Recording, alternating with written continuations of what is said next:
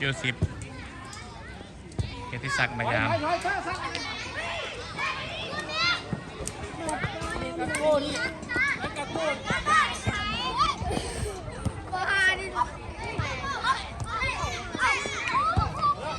ไปกาโก้ไวกว่านั้นกาโก้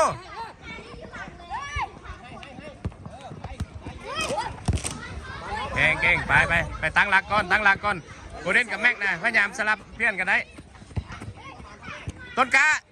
หน้าที่เจ้าอยู่พี่แล้วนะพยายามกดสร้อยมู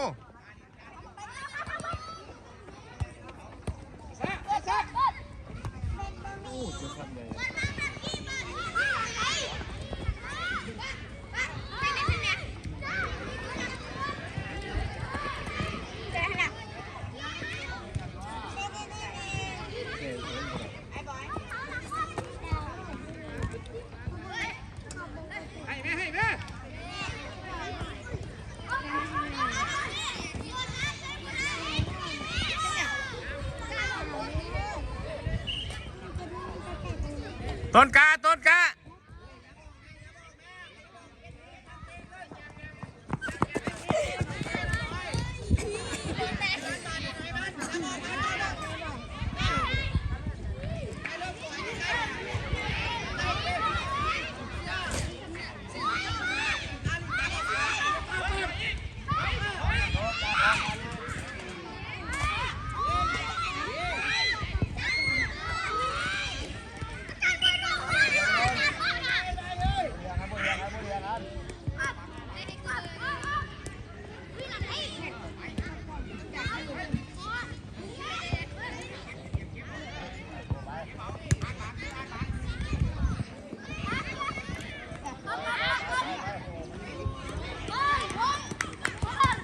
เก่งฟอดให้รถกาโก้นะให้รถ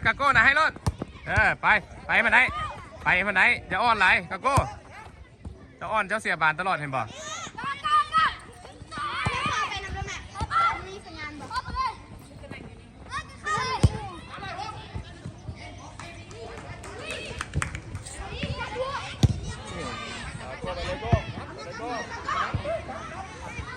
โกเด้น